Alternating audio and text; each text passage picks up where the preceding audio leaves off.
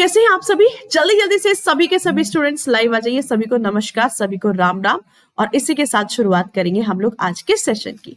चलो भाई, सबसे पहले अगर आप में से किसी भी स्टूडेंट ने अभी तक अनअकैडमी प्लस को ज्वाइन नहीं किया है तो फटाफट से ज्वाइन कर लो, क्योंकि अनअकैडमी प्लस पर आपको बहुत कुछ प्लस मिलता है। प्लस इन द सेंस अगर हम बात करते हैं, वेल स्ट्रक्चर्ड कोर्स मिलते हैं आपको, डेली बेसिस पर लाइव क्लासेस, वीकली टेस्ट मिलेंगे, स्ट्रक्चर्ड कोर्स मिलते हैं और हर एक सब्जेक्ट इवन हर एक क्लास के लिए आपको अनलिमिटेड एक्सेस मिलता है। हर एक एजुकेटर के लिए आपको अनलिमिटेड एक्सेस मिल जाता है एक ही सब्सक्रिप्शन पे, ठीक है। बार बार सब्सक्रिप्शन लेने की जरूरत नहीं होती है। अब सब्सक्रिप्शन लेने के लिए जो आपकी सब्सक्रिप्शन फी होती है, 24 मंथ का सब्सक्रिप्शन प्लान है, 12 मंथ का होगा, 6 मंथ का होगा। 24 मंथ के लिए आपकी 7800 रुपए, और जिसमें अगर आप एनडी लाइव कोड अप्लाई करते हैं तो आपको मिलता है 10% का इंस्टेंट रिडक्शन, 10% का इंस्टेंट डिस्काउंट जो है आप लोगों को भाई मिल जाता है, ठीक है। इसी के साथ साथ अगर आप में से किसी भी स्टूडेंट ने अभी तक अनअकैडमी पर मुझे फॉलो नहीं किया है तो फटाफट से जाओ, सर्च करिएगा Neetu Dhaka, this is my profile on Unacademy, और जाकर के फटाफट से फॉलो बटन को प्रेस कर दो। ऑलरेडी 1 मिलियन वॉच मिनट्स जो है कंप्लीट हो चुकी है, तो आप सभी भी जल्दी जल्दी से जाइए। बड़े मजेदार तरीके से हम लोग पढ़ते हैं प्लस पे। चलिए अब शुरुआत करेंगे आज के सेशन की। ये थी कुछ छोटी छोटी सी बातें, छोटी मोटी बातें जो आप लोगों के लिए जानना बहुत जरूरी था। और इसी के साथ आज के सेशन का जो फर्स्ट क्वेश्चन है that is on your screen, और धमाकेदार तरीके से शुरुआत करेंगे। जल्दी से फर्स्ट क्वेश्चन का आप लोग आंसर करेंगे। चलिए भाई, जितने भी स्टूडेंट्स लाइव है फटाफट से क्वेश्चन नंबर 1 का आंसर करिएगा। Which is not based on the practical application of the thermal effects of electric current. देखो, यहां से आपसे पूछा जा रहा है, thermal effect of electric current की बात की जा रही है।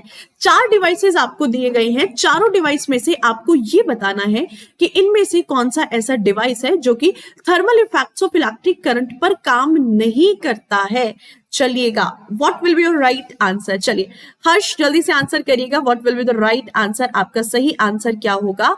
और इसी के साथ फिर बढ़ाएंगे कहानी को आगे की तरफ। चलिए भाई, जल्दी से आंसर करिएगा, what will be the right answer. Very good morning Priyanka Jaiswal ji, very very good morning.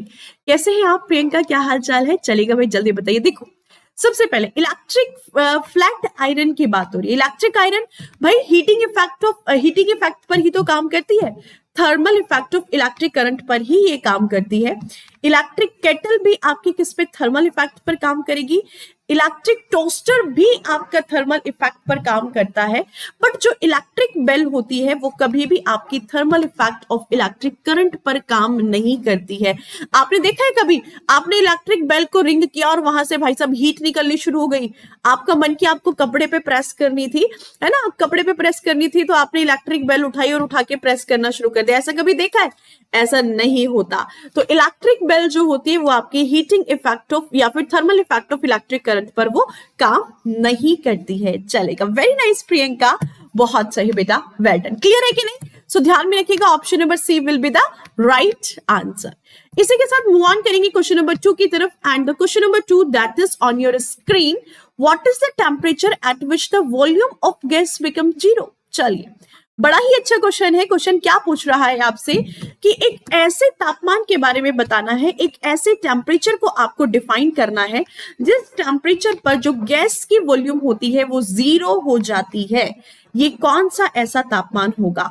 Absolute scale temperature कहते हैं, या फिर एब्सोल्यूट 0 टेम्परेचर पर गैस की जो वॉल्यूम होती है वो 0 हो जाती है, या फिर अल्टीमेट टेम्परेचर पर, या फिर नन ऑफ दिस की अगर हम बात करते हैं।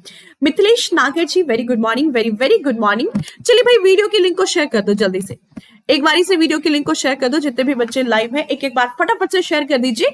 चलेगा, आई एम न्यू स्टूडेंट, अरे वाह क्या बात है। मिथिलेश नागर जी, आपका बहुत बहुत स्वागत है, तहे दिल से बहुत बहुत स्वागत है। चलिए बताइएगा, आपको पता है अगर बात होती है यहाँ पर आपकी 0 वॉल्यूम की, तो जो गैस की 0 वॉल्यूम होती है वो होती है एब्सोल्यूट 0 टेम्परेचर पर, और इसी टेम्परेचर को हम लोग एब्सोल्यूट 0 टेम्परेचर के नाम से जानते हैं। So what will be your right answer? आपका सही आंसर होगा option number B. Option number B will be the right answer, that will be absolute 0 temperature. चलेगा, सागर गोडा जी बिल्कुल सही जाते हुए। Vinshu Yogi ji, very good morning, very very good morning. चलिए, इसी के साथ मूव ऑन करेंगे नेक्स्ट क्वेश्चन, क्वेश्चन नंबर 3 की तरफ। And question number 3 that is on your screen. Radha Verma ji, very good morning, very very good morning. चलिए, which reacts vigorously with water to form the slackline। देखो आपको ना बुझा चूना का निर्माण करना है। बुझा चूने का निर्माण करने के लिए आपको इनमें से कौन सा ऐसा केमिकल सब्सटेंस होगा जिसको वाटर के साथ रिएक्ट कराओगे और यहाँ पे बुझा चूना यानी कि कैल्शियम हाइड्रोक्साइड की फॉर्मेशन हो जाएगी। बड़ा ही इजी क्वेश्चन, बच्चों वाला क्वेश्चन और बहुत ही लाजवाब क्वेश्चन है। देखो क्वेश्चन में लाजवाब क्या है, मैम कहोगे कि मैम इतना इजी क्वेश्चन, हलवा क्वेश्चन और लाजवाब की आप बात कर रहे हो। क्वेश्चन में लाजवाब ये है क्वेश्चन को पूछने का तरीका, क्वेश्चन की जो लैंग्वेज को मॉडिफाई किया गया है वो बड़ा ही जबरदस्त है। जल्दी से क्वेश्चन का आंसर करिएगा। What will be the right answer of the question number 3। चलिए भाई, अगर हम बात करें CaCl2, CaO, calcium oxide, calcium carbonate या फिर कैल्शियम हाइड्रोक्साइड की अगर हम बात करते हैं, कैल्शियम क्लोराइड को मिक्स किया जाएगा, ऑक्साइड को, कार्बोनेट को या फिर हाइड्रोक्साइड को। चलिए भाई, what will be your right answer? Mithilesh Nagar G B के साथ जाते हुए, क्या बात है मिथिलेश, बहुत सही। So what will be your right answer? Obviously C बात है। देखो सबसे पहले अगर हम बात करेंगे कैल्शियम ऑक्साइड की, और कैल्शियम ऑक्साइड को किस नाम से जाना जाता है? This is known as the quick lime. इसको किस नाम से जाना जाता है भाई? क्विक लाइम के नाम से जाना जाता है। इसको कहा जाता है चूना। और इसी चूने को आप जैसे ही पानी के अंदर मिक्स करते हो तो ये यहां से निर्माण करता है कैल्शियम हाइड्रोक्साइड का, और यही कैल्शियम हाइड्रोक्साइड होता है जिसको हम लोग बुझा चूना कहते हैं। यही तो है आपका स्लेक्ट लाइम। अगर आपसे पूछ लिया जाए कि भाई स्लेक्ट लाइम क्या है, so this is the slaked lime, यही होता है आपका स्लेक्ट लाइम। या फिर अगर आपसे पूछ लिया जाए, इवन अगर हम बात करते हैं लाइम वाटर, इसी को ही क्या कहा जाता है भाई? इसी को ही आपका लाइम वाटर कहा जाता है। इसी को ही आपको चूना जल भी कहा जाता है। अगर चूना जल की बात करें यानी कि लाइम वाटर अगर आपसे पूछ लिया जाता है तो यही है आपका चूना जल। ठीक है, इसके अलावा अगर हम बात करते हैं, इसी को ही आपका चूना पत्थर भी कहा जाता है। This is also known as limestone. इसको इवन आपका चूना पत्थर के नाम से भी जाना जाता है। तो ये कुछ कुछ क्वेश्चंस आपके यहां से बन सकते हैं। तो आपका ऑप्शन क्या रहेगा? You have to go with the option number B, and option number B will be the right answer. Clear है कि भी नहीं? चलेगा। हर्ष बिल्कुल सही जाते हुए। सतीश ध्रुव, हेलो, वेरी गुड मॉर्निंग सरकार, वेरी वेरी गुड मॉर्निंग। चलेगा सागर। बढ़ेंगे नेक्स्ट क्वेश्चन, क्वेश्चन नंबर 4 की तरफ। चलिए भाई सागर जी, नेक्स्ट क्वेश्चन, क्वेश्चन नंबर 4 की तरफ हम लोग स्विच कर चुके हैं, and question number 4 is on your screen. देखो फटाफट से वीडियो को लाइक और शेयर कर दो। वीडियो को लाइक और शेयर करने का काम आप लोगों का होता है। बिना कहे वीडियो को लाइक और बिना कहे वीडियो को शेयर कर दिया करो भाई। ठीक है, बिना कहे वीडियो को लाइक और बिना कहे आप लोग वीडियो को शेयर कर दिया करो, कहने की बार बार जरूरत ना पड़े। ठीक है भाई, चलिएगा। So which of the following represent the distance. अच्छा ठीक है, मैं शायद हैंग हो गई हूँ। चलो भाई, खुद को थोड़ा ठीक किया जाए। ये हैंग कैसे हो गई है, कहाँ से ये हैंग हुए हैं? चलेगा, ठीक है। वेरी गुड मॉर्निंग सरकार, वेरी वेरी गुड मॉर्निंग। सो भाई इस हैंगनेस को भी सही करते हैं, कहाँ से ये हमें हैंग करा दिए। चलो भाई ठीक है, आ जाओ। वेरी गुड मॉर्निंग ब्राडा जी, वेरी वेरी गुड मॉर्निंग। चलिए नेक्स्ट क्वेश्चन जो है आप लोगों के स्क्रीन पर है, क्वेश्चन नंबर 4, एंड फटाफट से क्वेश्चन नंबर 4 का आंसर करिएगा। What will be the right answer of question number 4? Which of the following represent distance travelled by a wave in a second? एक सेकेंड के अंतर्गत वेव कितना डिस्टेंस को travel कर रही है, ये किसको रिप्रेजेंट करता है, किसको दर्शाता है? ये पीरियोडिक पीरियड बताता है, वेवलेंथ बताता है, वेव वेलोसिटी बताता है, या फिर फ्रीक्वेंसी बताता है? यानी कि distance covered by a travel in a second. So velocity क्या होती है? डिस्टेंस अपॉन टाइम, है कि नहीं? Displacement upon time. तो आपका आंसर क्या होगा? वेव वेलोसिटी को दर्शाता है। Option number C will be the right answer. यहाँ पे अगर आपसे कभी भी क्वेश्चन पूछ लिया जाए कि अगर हम एक गिवन टाइम पीरियड के अंतर्गत, एक सेकेंड के अंतर्गत आपका कितना डिस्टेंस ट्रैवल कर रही है एक वेव, वही वेव की वेलोसिटी बताता है, वही तरंग का वेग को डिफाइन करता है। चलेगा, इज इट ओके? हर्ष कह रही ma'am, sorry ma'am, I am living class, network problem है के कारण। अच्छा कोई दिक्कत नहीं है हर्ष, अगर नेटवर्क प्रॉब्लम आपकी तरफ से है कोई दिक्कत नहीं, कोई इशू नहीं है, बाद में देख लीजिएगा। चलो नेक्स्ट क्वेश्चन बढ़ेंगे, क्वेश्चन नंबर 5 की तरफ, and question number 5 is on your screen. If the earth were to stop rotating, अगर आप पृथ्वी के घूर्णन को रोक दो, अगर पृथ्वी का जो घूर्णन है उसको रोक दिया जाए तो यहां पर जी की साथ क्या होगा? यानी कि जी के साथ क्या घटना घटित यहां पर होगी, ये आपको बताना है। जो जी है ये इंक्रीज करेगा कि डिक्रीज करेगा, रिमेन अनचेंज्ड या फिर इट विल बिकम जीरो, ये आपका जीरो हो जाएगा। ये सिंपली आपको यहां पर बताना है। चलो भाई, what will B right answer? देखो कहा क्या जा रहा है, यानी कि अगर आप अर्थ का घूर्णन रोक दो तो यहां पर ग्रेविटेशनल कांस्टेंट की बात हो रही है, यानी कि यहां पर एक्सेलरेशन की बात होगी। तो एक्सेलरेशन जो है, एक्सेलरेशन क्या करेगा, वो कॉन्टिन्यूअसली आपका इंक्रीज करेगा। तो अगर एक्सेलरेशन इंक्रीज होगा तो ऑब्वियसली सी बात है जी क्या करेगा, आपका जो ग्रेविटी कांस्टेंट है वो आपका इंक्रीज करेगा। इट विल इंक्रीजेस रेगुलरली, ये क्या करेगा, ये लगातार आपका बढ़ता चला जाएगा। अगर आप रोटेशन को रोक दो पृथ्वी की तो आपका ग्रेविटेशनल पुल जो है बढ़ जाएगा और ज्यादा बढ़ेगा, एक्सेलरेशन बढ़ेगा। तो दोनों के दोनों क्या करेंगे, आपके इंक्रीज करता चला जाएगा। और इंक्रीज किस स्पीड के साथ करता है ये भी आपको पता होना चाहिए। तो ओमेगा 2 cos 2 अल्फा के साथ ये आपका अगर हम बात करते हैं ओमेगा 2 cos 2 अल्फा के साथ ये आपका सिंपली क्या करेगा, ये आपका इंक्रीज करना शुरू कर देगा। ठीक है, इतने अगर हम जी की वैल्यू के डिफरेंस की बात करें कि भाई क्या डिफरेंस जी के अंतर्गत आ जाएगा। Got it? बढ़ेंगे नेक्स्ट क्वेश्चन, क्वेश्चन नंबर 6 की तरफ। And the question number 6 that is on your screen. अगर हम क्वेश्चन नंबर 6 की बात करते हैं, भाई क्वेश्चन नंबर 6 जो है आप लोगों के स्क्रीन पर है। मैम फिर से हैंग हो गए आप? अच्छा, मैं फिर से हैंग हो गई, कोई दिक्कत नहीं। अगर मैं हैंग हो रही हूँ इट्स ओके, बट आपके ना क्लास हैंग नहीं होनी चाहिए। वीडियो हैंग नहीं हो रही है, शायद मैं ही हैंग हो रही हूँ। वीडियो आपकी हैंग नहीं हो रही है, आई थिंक सिर्फ मैं ही हैंग होके चल रही हूँ, बट वीडियो आपकी हैंग नहीं हो रही है। कोई दिक्कत नहीं, आप लोग क्लास पे फोकस करो। मैं कहते ना कि legends focus on the class. Legends का फोकस जो है हमेशा कहां पर होना चाहिए, हमेशा क्लास पर होना चाहिए। तो भाई आप लोग क्लास पे फोकस करो। डन? चलो वीडियो को देख लेते हैं, वीडियो में क्या इश्यू आता है, इसको फिर से चलाएंगे। भाई ऐसा ना ही करो तो बेटर है हमारे साथ। भाई ये भी गद्दारी कर रहा है ना, टाइम के साथ साथ, नेटवर्क के साथ साथ ये भी गद्दारी कर रहा है। आज मॉर्निंग में नेटवर्क इशू था, इसलिए आपकी क्लास नहीं हो पाई थी। ठीक है भाई, चल तो मैंने सोचा कि अभी अगर प्रॉपर चलता है तो अभी क्लास ले लेते हैं। तो देखो चलता है कि नहीं चलता और कितना प्रॉपर चलता है देखते हैं। चलो तो बात करेंगे क्वेश्चन नंबर 6 की। And the question number 6 is on your screen. Sumit Kumar, very very good morning, very very good morning. Now it's fine, it's proper. चलिए बढ़ेंगे क्वेश्चन नंबर 6 की तरफ। या दिस वन, चलिए क्वेश्चन नंबर 6 जो है आप लोगों के स्क्रीन पर है। The escape velocity from the surface of earth does not depends on. आपको बताना है कि हम एस्केप वेलोसिटी की बात करते हैं, एस्केप वेलोसिटी कहां पर काम आती है? अगर आपको किसी चीज को पृथ्वी के एटमॉस्फेयर से बाहर निकालना है। चलिए अगर हम बात करते हैं अर्थ की, अर्थ के एटमॉस्फेयर से किसी चीज को आपको बाहर फेंकना है।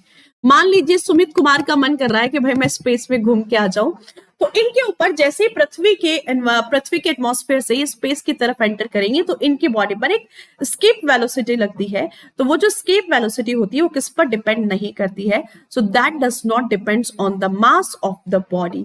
वो कभी भी जिस ऑब्जेक्ट को आप बाहर फेंक रहे हो उसके मास पर कभी डिपेंड नहीं करती है।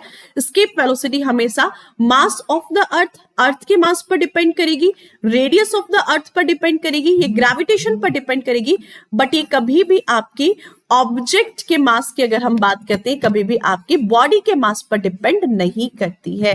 So option number B will be the right answer. चलिए इसी के साथ मूव ऑन करेंगे नेक्स्ट क्वेश्चन, क्वेश्चन नंबर 7 की तरफ। बिल्कुल सही जाते हुए राजन कुमार, मिथिलेश जी, सुमित कुमार, बिल्कुल सही जाते हुए चलेगा। Very nice. पढ़ेंगे नेक्स्ट क्वेश्चन, क्वेश्चन नंबर 7 की तरफ। And the question number 7 is on your screen. Dilip Modak ji, very very good morning, very very good morning. बढ़ेंगे क्वेश्चन नंबर 7 की तरफ। And the question number 7 that is on your screen. जल्दी से answer करिएगा। Bernoulli's theorem आपसे पूछी जा रही है। देखो फिजिक्स का हम लोग बायोकेमिस्ट्री डेली प्रैक्टिस करते रहते हैं, है ना, ज्यादातर हम लोग बायो और केमिस्ट्री को प्रैक्टिस करते हैं। तो अब फिजिक्स को शुरू करेंगे। फिजिक्स की थ्योरी भी आप लोगों की जल्दी शुरू करते हैं, 1 नवंबर से शुरू कर देंगे। चलिए ठीक है। Bernoulli's theorem is applicable to flow of liquid बताती है, विस्कोसिटी बताती है, या फिर सरफेस टेंशन या फिर स्टैटिक फ्लूइड प्रेशर को ये आपका डिफाइन करती है अगर हम बर्नौलीज थ्योरम की बात करते हैं। सो इट डिफाइंस द, अच्छा ऑप्शन नंबर ए के साथ जाते हैं, क्या बात है। बर्नौलीज थ्योरम ध्यान में रखिएगा, प्रेशर को बताती है, फ्लो ऑफ लिक्विड चलेगा, फ्लो ऑफ लिक्विड या फिर प्रेशर को ये डिफाइन करती है। चलिए भाई जल्दी से बता दो फटाफट से। अगर हम बर्नौलीज की बात करते हैं, फ्लो को बताएगी या फिर किसको ये रिप्रेजेंट करती है, यहाँ पर किसके बारे में ये आपको बताती है? So speed of a liquid या फिर फ्लो ऑफ लिक्विड को ये डिफाइन करती है। So option number A will be the right answer.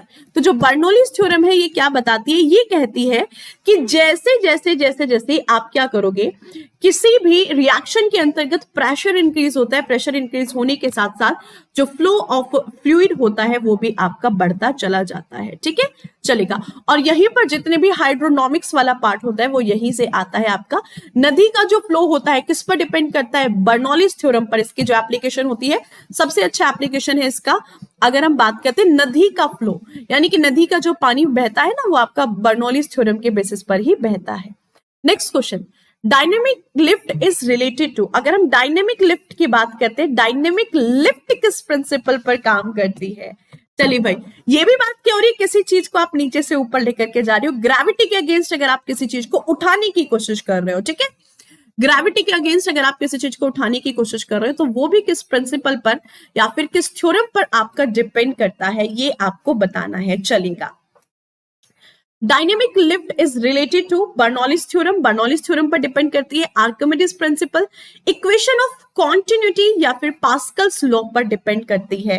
तो आपको पता है जितने भी डायनेमिक लिफ्ट होती है, इवन अगर हम अपने घरों में बात करें, है ना, जो फ्लैट्स होते हैं 16-16 माला 20-20 माले की बिल्डिंग बनी हुई है ना, उस पे जो लिफ्ट जा रही है वो भी कहीं ना कहीं डायनेमिक लिफ्ट का ही एक एग्जांपल है।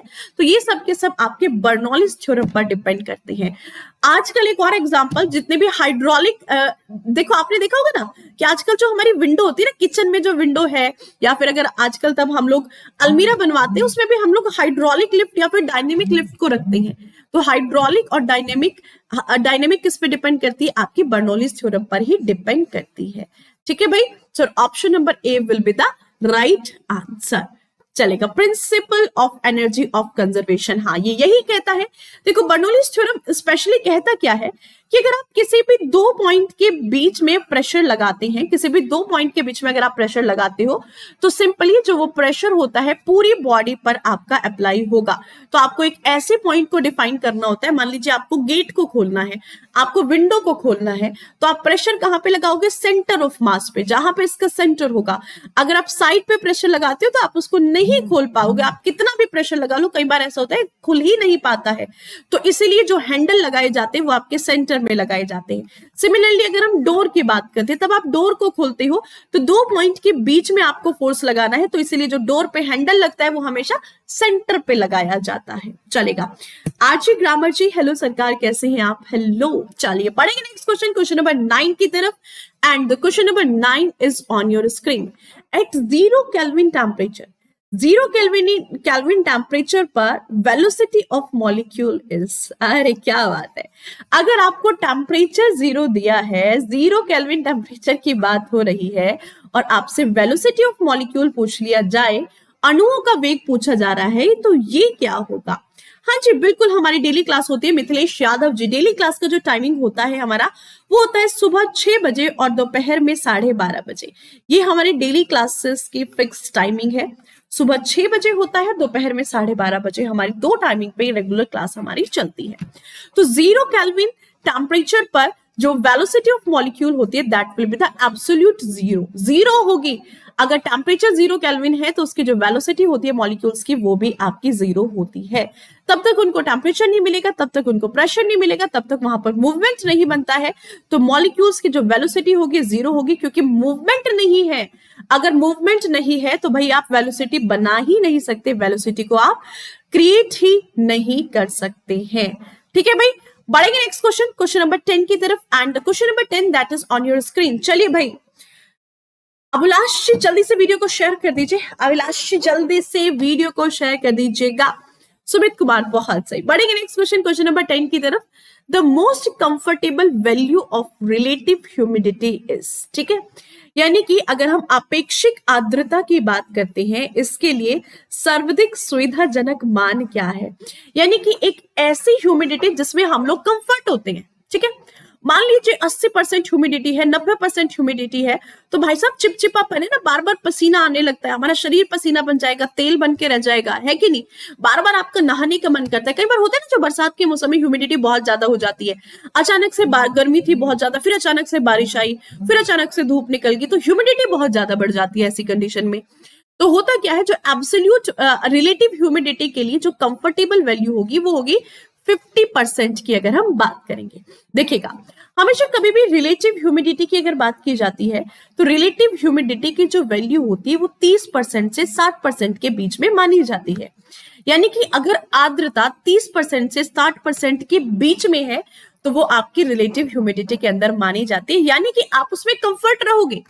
30 पे आप कंफर्ट है, 40 पे भी है, हल्का सा आपको लगेगा कि हाँ भाई हल्की सी चिपचिपाहट है, 60 तक जाते जाते भी आप झेल सकते हो, आप नॉर्मली उसको बॉदर कर सकते हो। बट 60 से ऊपर जैसे जाते हैं 70, 80, 90 की अगर हम बात करते हैं तो आपके शरीर में बहुत ज्यादा चिपचिपाहट, बहुत ज्यादा इरिटेशन आपको होने लगती है। बढ़ेंगे नेक्स्ट क्वेश्चन, क्वेश्चन नंबर 11 की तरफ, and the question number 11 is on your screen. चलिएगा, आरआर गेमर्स, क्या बात है, बहुत सही, शेयर कर दी, बहुत सही। जितने भी स्टडी ग्रुप है सब में फटाफट से एक बात से शेयर कर दीजिएगा। Mahipal Meena ji, very very very good morning. चलिए, the fuel in atomic pile, क्या बात है, परमाणु ढेर के अंतर्गत जो परमाणु ढेर होता है उसके अंदर इसमें से किस फ्यूल को यूज में लिया जाता है। जैसे एक और एग्जाम्पल के तौर पे आपसे पूछा जाए, न्यूक्लियर रिएक्टर, चीजों को आसान बना रहे हैं। न्यूक्लियर रिएक्टर की अगर हम बात करते हैं, अगर क्वेश्चन आपसे पूछा जाए कि भाई न्यूक्लियर रिएक्टर के अंदर आप किस फ्यूल का इस्तेमाल करोगे, अंकित कुमार डी के साथ जाते हुए, क्या बात है, बहुत सही। बाकी सभी का आंसर भाई पेट्रोल का यूज कर लेंगे, है कि नहीं। अमेरिका को कहोगे कि भाई हम लोग एटम बॉम्ब का विस्फोट कर रहे हैं, अमेरिका के ऊपर आप पेट्रोल बम ले जाके छोड़ दो, है कि नहीं। तो क्या यूज करेंगे, यूरेनियम का। देखो, जहां पर एटॉमिक पाइल की बात आ गई है, यानी कि किसकी बात होगी, यहां पर ऑब्वियसली सी बात है, रेडियो एक्टिव एलिमेंट की बात यहां पर होगी। अगर रेडियो एक्टिव एलिमेंट की बात हो रही है तो सिंपल सी बात है, इनमें से कौन सा एक रेडियो एक्टिव एलिमेंट है, एकमात्र यूरेनियम। और यूरेनियम का भी सबसे अच्छा फ्यूल जो माना जाता है 235 माना जाता है। यूरेनियम का जो 235 आइसोटोप है ये सबसे अच्छा फ्यूल माना जाता है। इवन अगर हम एटम बॉम्ब की बात करते हैं, ठीक है, परमाणु बम, एटम बॉम्ब, आइटम बॉम्ब नहीं है, एटम बॉम्ब है, ठीक है। तो एटम बॉम्ब के लिए भी सबसे अच्छा कौन माना जाता है फ्यूल, सबसे अच्छा जो ईंधन माना जाता है वो 235 को ही माना जाता है, क्योंकि 235 जो है यूरेनियम के अनस्टेबल आइसोटोप्स में से भी सबसे ज्यादा स्टेबल आइसोटोप आपका यूरेनियम के 235 आइसोटोप को ही माना जाता है। चलिए, बढ़ेंगे नेक्स्ट क्वेश्चन, क्वेश्चन नंबर 12 की तरफ, and the question number 12 that is on your screen. Question number 12 जो है आप लोगों के स्क्रीन पर है। क्वेश्चन नंबर 12 का आंसर करेगा, फटाफट से क्वेश्चन नंबर 12 का आंसर जो है कर दीजिएगा।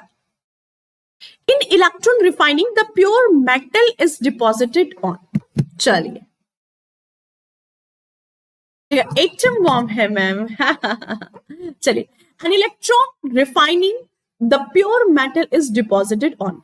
अगर इलेक्ट्रॉन रिफाइनिंग का प्रोसेस चल रहा है, इलेक्ट्रॉन शोधन के अंतर्गत, इलेक्ट्रॉन रिफाइनिंग के अंतर्गत आपका इलेक्ट्रॉन रिफाइनिंग की अगर हम बात करते हैं तो इसके अंतर्गत जो प्योर मेटल होता है वो कहां पर जाकर के चिपकता है।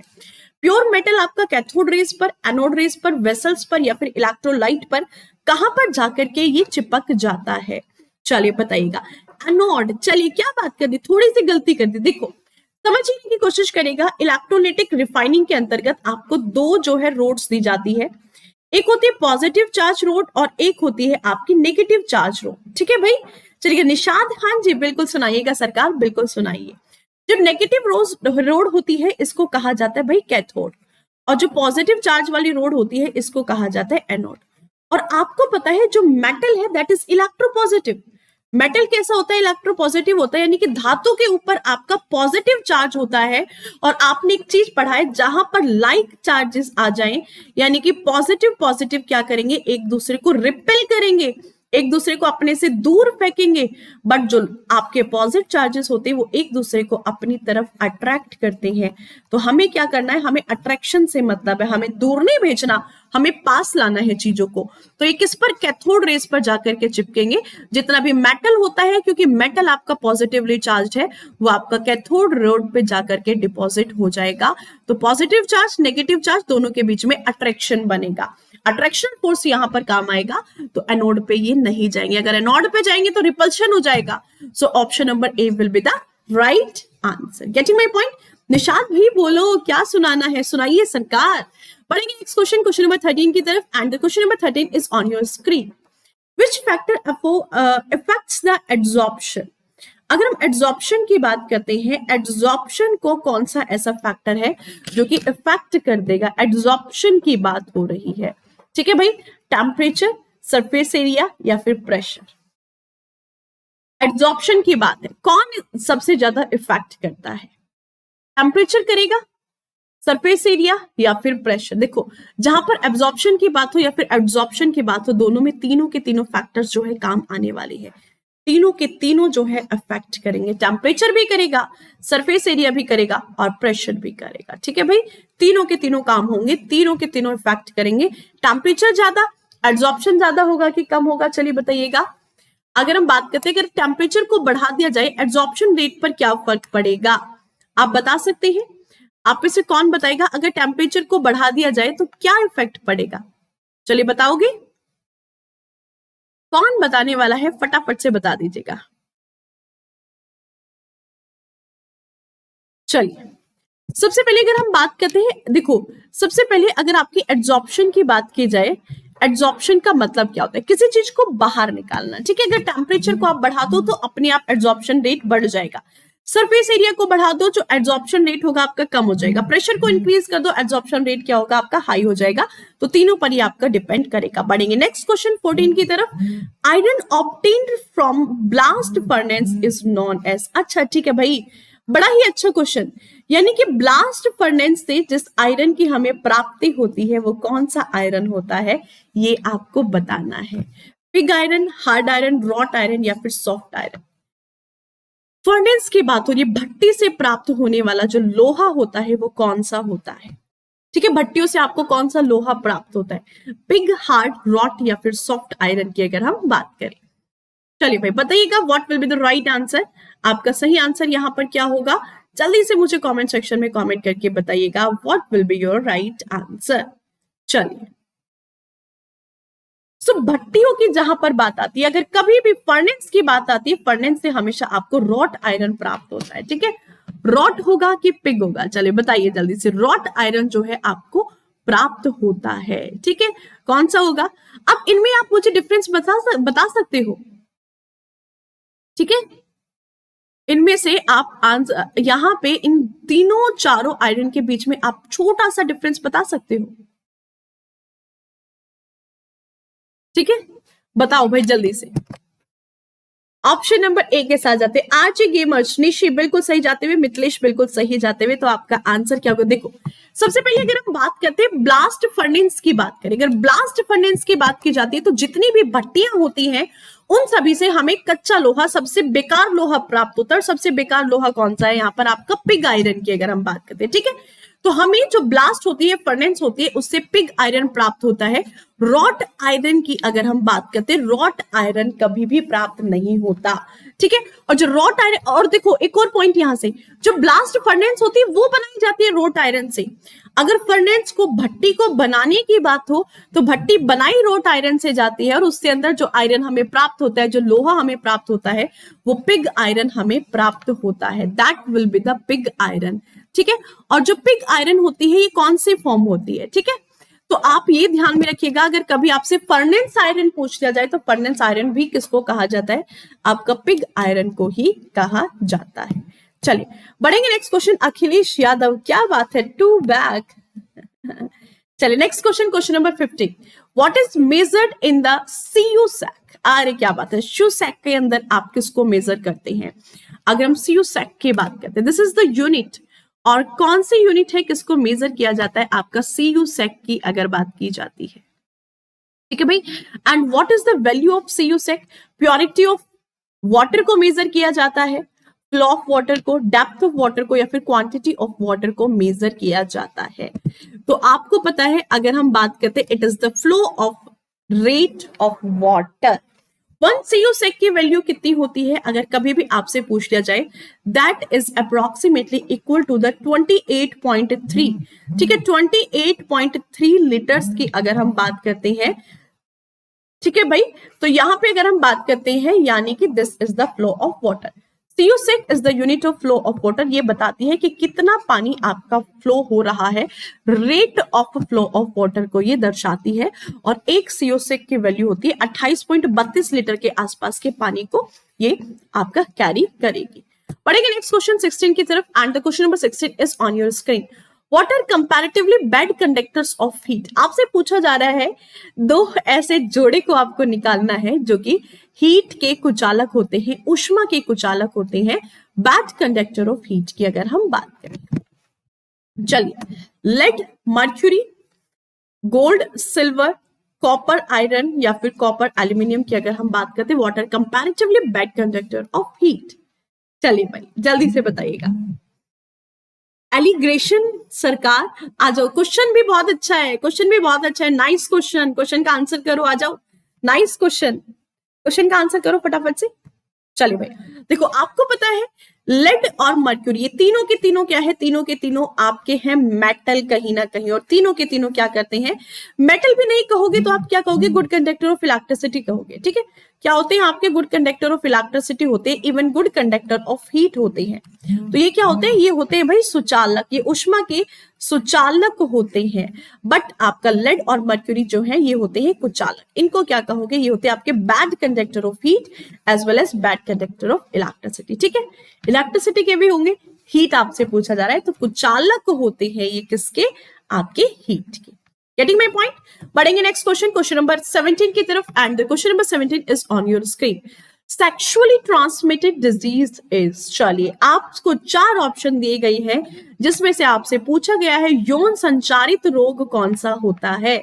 चलेगा भाई, वेरी गुड मॉर्निंग एलिग्रेशन, वेरी वेरी गुड मॉर्निंग। जल्दी से क्वेश्चन का आंसर करिएगा। Leukaemia, this is the blood cancer. क्या है, एक ब्लड कैंसर होता है। ठीक है, अगर हम बात करते कलर ब्लाइंडनेस, यानी कि आपको कलर में डिस्टिंग्विश नहीं कर पा रहे, लाल पीले नीले हरे गुलाबी रंग में आप डिस्टिंग्विश नहीं कर पा रहे हैं, यानी कि आपके जो कोन सेल्स हैं वो खराब हो चुकी हैं। ठीक है, एस्टिग्मेटिज्म की अगर हम बात करते हैं, यानी कि दीर्घ दृष्टि दोष की अगर हम बात करते हैं, आपको प्योरली दूर का दिखाई नहीं देता है ना, पास का आपको दिखाई नहीं देता एस्टिग्मेटिज्म के अंतर्गत। ठीक है, चलिए अब बचता है क्या आपके पास, option number B, that will be the gonorrhoea. And gonorrhoea क्या होता है, it is a bacterial infection जो कि अक्सर महिलाओं के अंतर्गत देखा जाता है, जिस तरीके से यूटीआई होता है। ठीक है, यूरिनरी ट्रैक इन्फेक्शन की अगर हम बात करते हैं तो बिल्कुल उसी तरीके से बैक्टीरियल इन्फेक्शन है आपका गोनेरिया। और कई बार इस इन्फेक्शन के कारण फीमेल बॉडी के अंतर्गत इनफर्टिलिटी जैसी कंडीशन भी आ जाती है, यानी कि जो फीमेल है, फीमेल की फर्टिलिटी लॉस होने लगती है। तो ये बड़ा ही खतरनाक इन्फेक्शन है। अगर कभी आपको ऐसा लगे तो भाई डॉक्टर के साथ आप कंसल्ट जरूर से जरूर करिएगा। पढ़ेंगे नेक्स्ट क्वेश्चन, क्वेश्चन नंबर 18 की तरफ। Which of the following mineral is present in chlorophyll? आपको बताना है इनमें से कौन सा एक ऐसा मिनरल है जो कि क्लोरोफिल के अंतर्गत आपको मिलता है। चलिए भाई, सबसे पहले क्लोरोफिल की बात करेंगे। It is a green pigment. ये क्या है, ये होता है भाई एक हरित लवक। It is a green pigment. हाँ जी बिल्कुल, ये फीमेल्स के अंतर्गत होता है। It is a green pigment.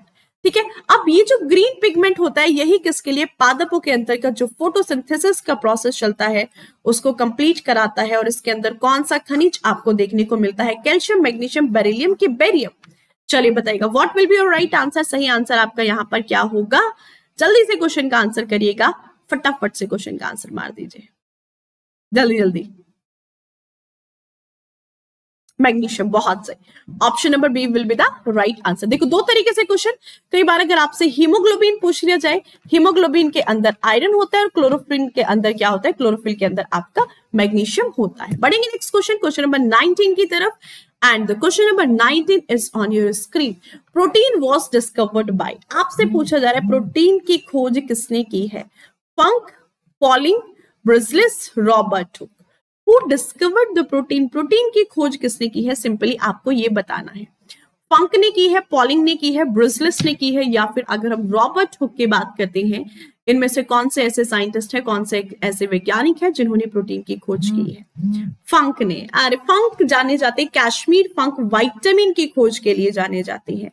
ब्रुसलिस भाई साहब है जिन्होंने प्रोटीन की खोज की, जिन्होंने बताया कि प्रोटीन अगर आपको अपनी मसल्स को बिल्ड करना है, अगर आपको अपनी बॉडी को बिल्ड करना है, तो जितने भी बॉडी बिल्डर्स होते हैं, प्रोटीन को हम लोग बॉडी बिल्डर्स के नाम से भी जानते हैं, वो सभी के सभी किसको खाते हैं? प्रोटीन का सेवन करते हैं ना, मसल्स बनाने के लिए, हट्टा कट्टा बिल्कुल। चलिए पढ़ेंगे नेक्स्ट क्वेश्चन, क्वेश्चन नंबर 20 की तरफ, and the question number 20 is on your screen. चलिएगा, फंक नहीं, कश्मीर फंक।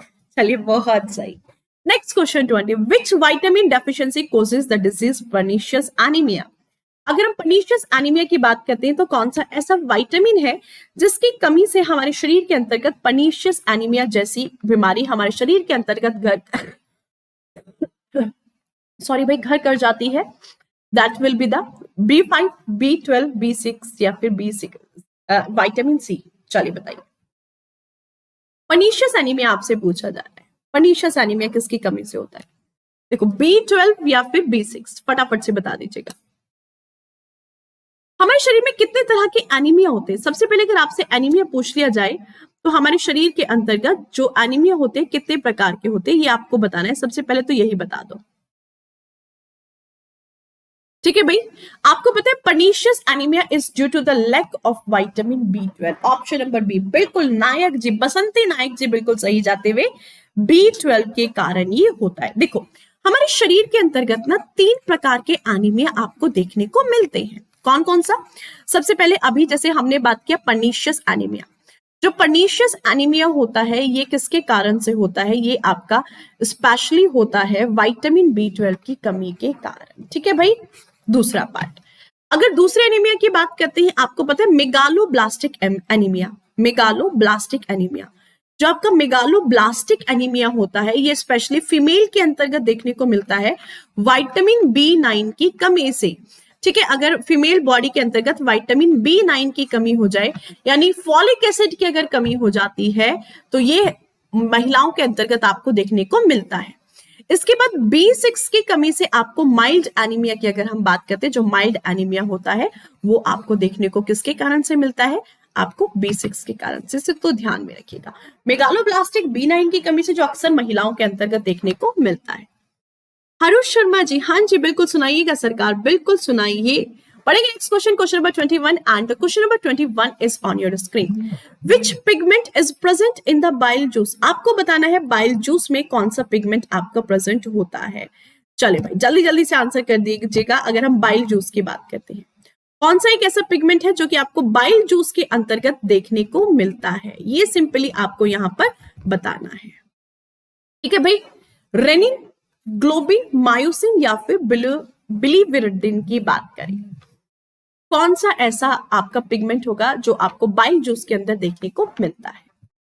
चलेगा, ठीक है भाई, फटाफट से बताइएगा। यहाँ पे रेनिन, ग्लोबिन, मायोसिन या फिर बिलीविरडिन की अगर हम बात करते हैं, हरुष वर्मा अगर पढ़ोगे, क्वेश्चन पे ध्यान दोगे, क्वेश्चन पे फोकस करोगे, तो सब कुछ बंद हो जाएगा, है ना, सब कुछ बंद हो जाएगा अपने आप। आपका अगर आप पढ़ाई पे फोकस करोगे, है ना, तो पढ़ाई पे फोकस करो, थोड़ा सा क्वेश्चन पे ध्यान लगाओ कि क्वेश्चन क्या पूछ रहे हैं, तो अपने आप सब कुछ बंद हो जाएगा बेटा जी।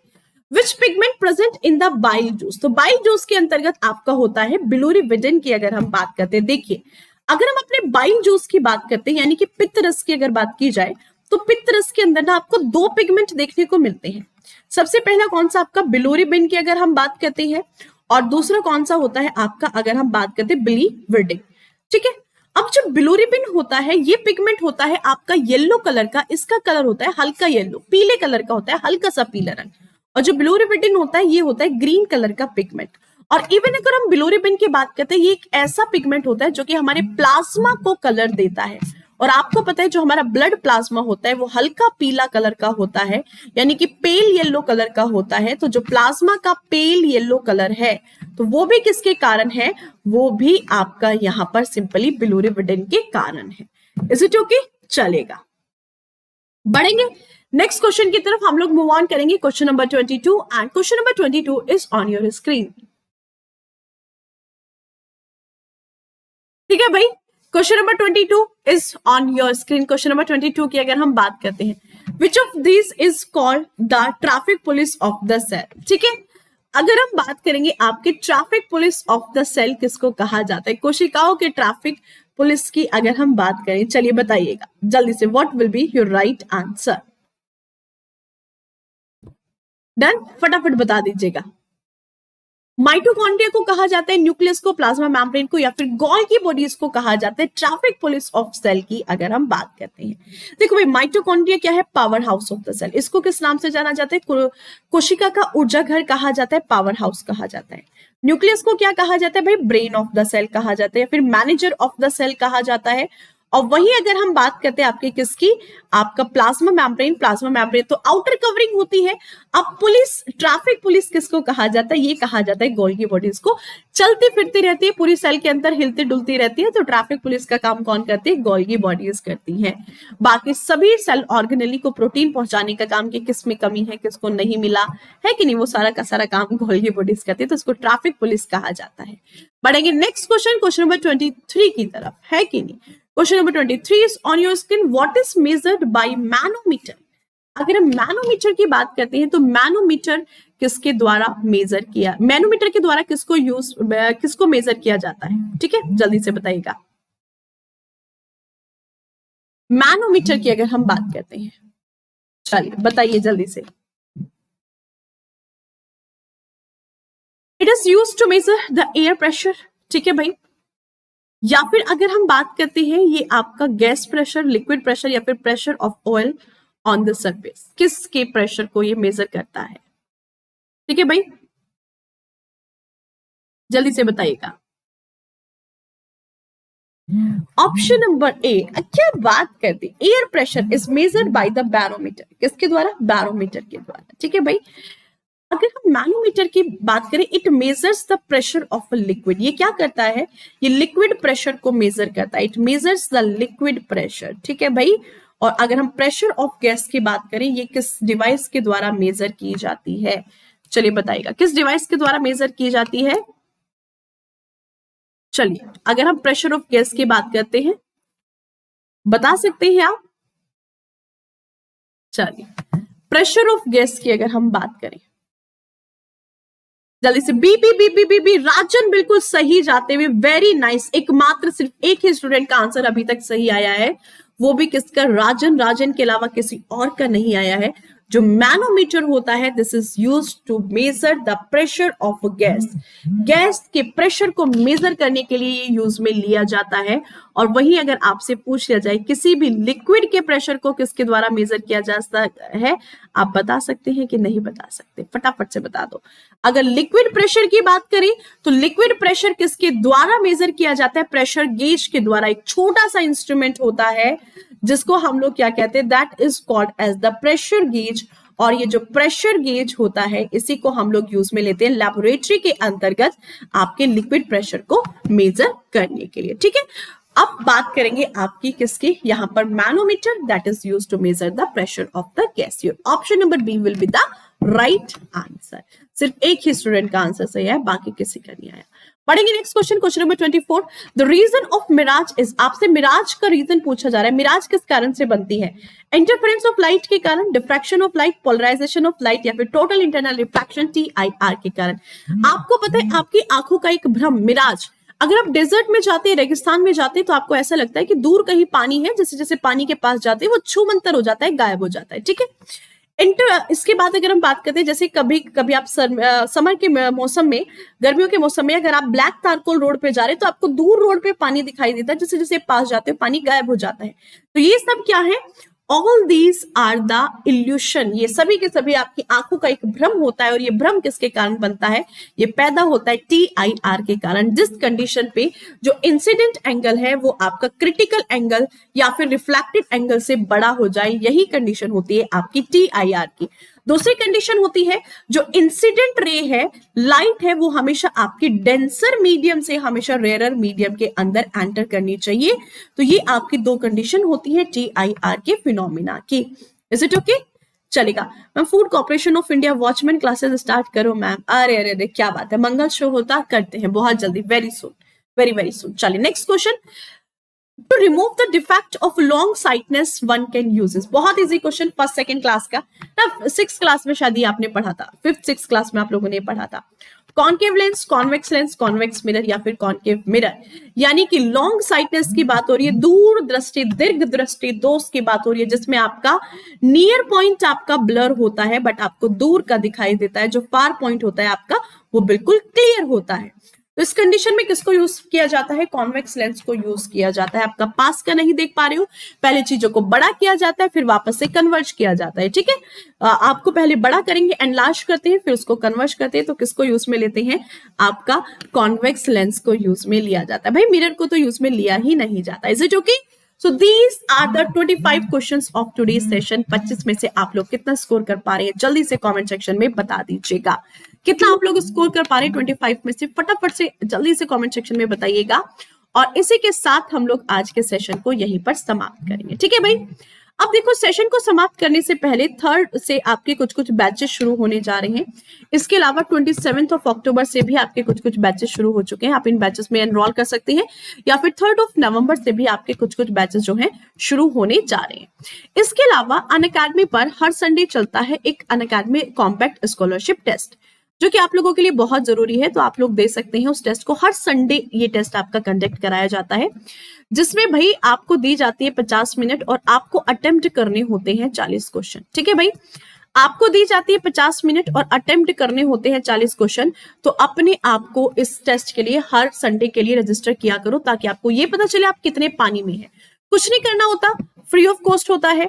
दी जाती है आपको 50 मिनट, अटेम्प्ट करने होते हैं 40 क्वेश्चन। सिर्फ एक इनवाइट कोड मांगा जाएगा एंटी लाइव, और ये टेस्ट आपका फ्री ऑफ कॉस्ट होता है। इसी के साथ हम लोग आज के सेशन को यहीं पर समाप्त करेंगे। चलेगा भाई, ठीक है। So thank you so much guys, मिलेंगे नेक्स्ट सेशन में। तब तक के लिए आप लोग अपना ख्याल रखिएगा। Bye bye, take care, thank you so much. मिलेंगे 12:30 बजे। बाय बाय, टेक केयर, जय हिंद, जय भारत।